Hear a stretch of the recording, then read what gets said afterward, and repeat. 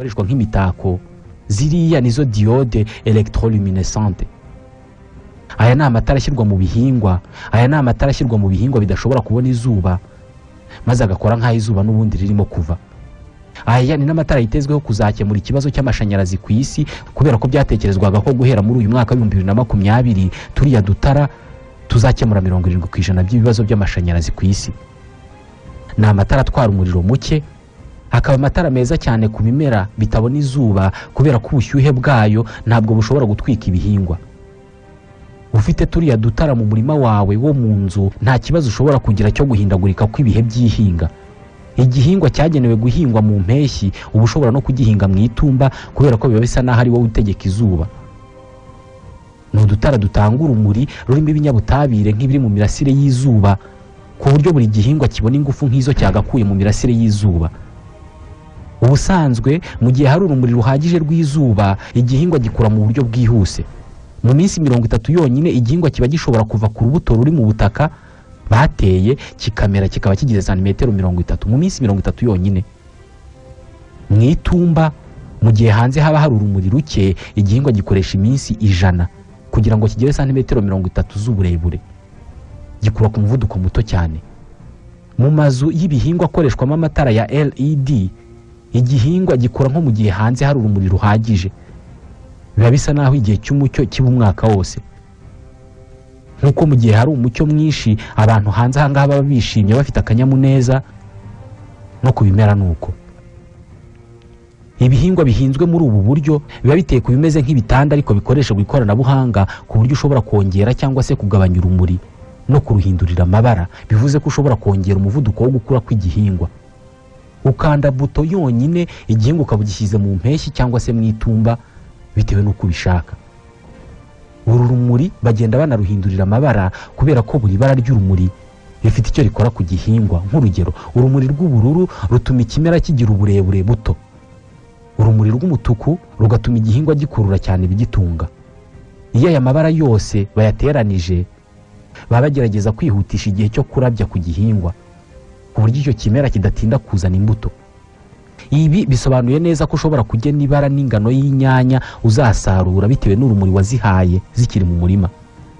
Imirima y'imboga mu mazu mu bihugu byateye imbere ibisa no mu tubari cyangwa mu nzu z'urubyiniro, kubera umubare munini w'amatara yihinduranya. Uyu munsi ingano y'ibitunga igihingwa, ingano y'urumuri rwo kugiha n'uburyo bwo kurugiha bishobora kugena umusaruro igihingwa kizatanga ndetse n'uburyohe kizagira. Uyu munsi Singapore ifite mwene iyi miturirwa irenga 120, kandi yose ikabakaba mu bicu, igahingwamo imboga zitunze abanyamujyi. Uyu munsi hakenewe ubuso bungana na Amerika y'Amajyepfo kugira ngo weze ibiribwa bihagije miliyari 7 z'abatuye isi. Haramutse hakoreshejwe gahunda yo guhinga mu miturirwa mu mijyi, abantu bakoresha 1/10 cy'ubu butaka kugira ngo batunga abatuye isi bose. 1/10. Kuva kera tuzi kubaka imiturirwa yo kubamo no gukoreramo mu mijyi. Kubaka imiturirwa noneho yo guhingamo no guhimba ubundi buzima bw'ubuhinzi, nkuko twahimbye ubundi buzima bwo kuba mu mijyi. Ubwa mbere abatuye isi batangira kumva ibimera bihinzwe mu kirere hari mu mwaka wa 600 mbere ya Yezu. Iki gihe igihugu cyitwaga Babylon cyahoze hari Iraq y'ubu, cyategekwaga n'umwami witwaga Nabucodonosor wa kabiri. Yari yarashatse umugore witwaga Amitis Domedi. Umwami Nabucodonosor yubakiye umugore we ubusitani buri mu kirere. Yubatse amagorofa bavuga ko yari 2 afite nibura metero 121 z'uburebure. Hejuru y'ayo magorofa yahateye ibiti by'amoko atandukanye n'indabo n'imbuto. Arangije ashyiraho uburyo bw'ikoranabuhanga ryariho icyo gihe ryo gukurura amazi ku butaka, akazamuka mu miyoboro akajya kuhira bya bimera biri hejuru mu kirere.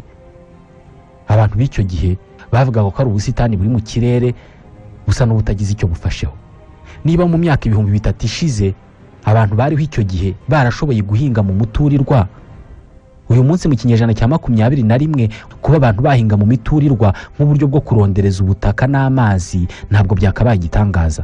Ni Dickson Despomier wabyanditse. We yemeza ko ibimera byose byo ku isi bizi gukura bitari ku butaka, gusa twabimenyereje kubitera ku butaka. Guhinga ibimera hadakoreshejwe itaka ntabwo mu bigaragara byarangiranye n'uyu mujyi wa Babylon. mu myaka ya za 80 ikigo gikomeye cy'Abanyamerika cyateye uburo mu bidobo hadakoreshejwe itaka na rike, ahubwo hakoreshejwe amazi arimo ibinyabutabire bisanzwe mu itaka. Usibye ko ibi bitabereye hano ku isi kubera ko icyo kigo gikomeye cy'Abanyamerika ni NASA, ikigo cya gisivile gikora ubushakashatsi mu by'isanzure. Iki kigo cy'Abanyamerika kiyemeje gukoresha uburyo bwo gukuza ibimera hatifashishijwe itaka mu rwego rwo kuzagaburira abantu bazajya kwiturira ku wundi mubumbe duturanye witwa Mars. Abazajya kuri Mars nabo bazajya bahinga mu byumba byiswe chambre hydroponique, aho amazi asimbura itaka mu gukuza ibimera agashyirwamo ibigize ubutaka byose biba byakozwe n'abahanga mu bimera babikuye mu itaka.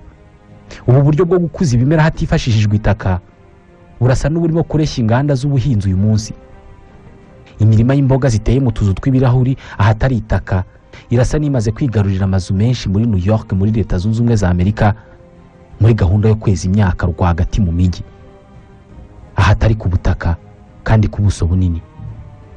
Ubu bwoko bw'ubuhinzi bwerekana ko uramutse ubonye uburyo umanika ikimera ahantu mu kirere maze ukabasha kukigaburira amazi yabugenewe arimo ibiribwa by'ikimera uyanyujije nko mu itiyo cyangwa se igihombo, nta kabuza icyo kimera cyakwera ku rwego wifuza.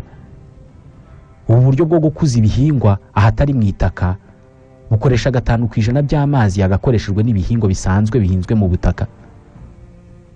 Bashobora kurundanya ibihingwa byinshi ahantu hato cyane kandi bakeza toni 50 ku mwaka kuri metero kare 500, toni 50 kuri metero kare 500.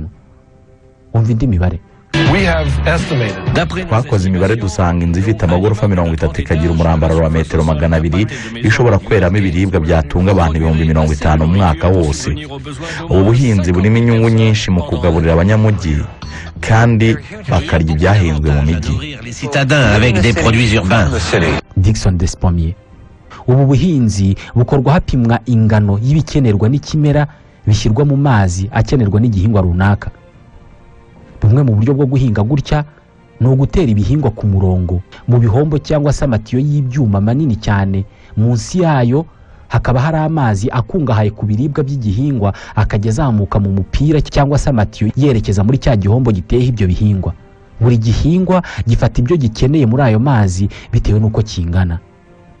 Aya mazi ntabwo aba arimo ibitunga igihingwa ubusanzwe biva mu butaka gusa, kubera ko haba harimo n'imiti ishobora kwica udukoko ndetse n'amafumbire. Aha hakoreshwa ikoranabuhanga rikomeye ku buryo buri gihingwa gikurikiranwa buri munsi mu mikurire yacyo harebwa niba ibyo kigaburirwa bikwiye koko, ndetse buri munota hakurikiranwa imikurire yacyo hakoreshejwe ikoranabuhanga. Buri munsi habaho kugiha urumuri cyangwa se kugishyira mu mwijima kubera ko buri gihingwa cyitabwaho mu buryo buhoraho. Ibi biha igihingwa gukura inshuro 15 kurusha igihingwa cyo mu murima usanzwe ku butaka. Ubundi buryo bushobora gukoreshwa mu kwita kuri ibi bihingwa ni ukurwanya ibyonnyi cyangwa se udukoko twona ibihingwa. Mu kurwanya ibyonnyi ntabwo bakoresha imiti yica udusimba gusa kubera ko inangiza umwuka n'amazi, ahubwo rimwe na rimwe hakoreshwa utundi dusimba turya udusimba twona. Udukoko tuzwi mu gukora aka kazi ni utwitwa coccinelle. Coccinelle ni udukoko dukora akazi ko kurya udukoko twona imyaka. Ni ubwoko bw'abazamu dukeneye mu mirima yacu. Ni uburinzi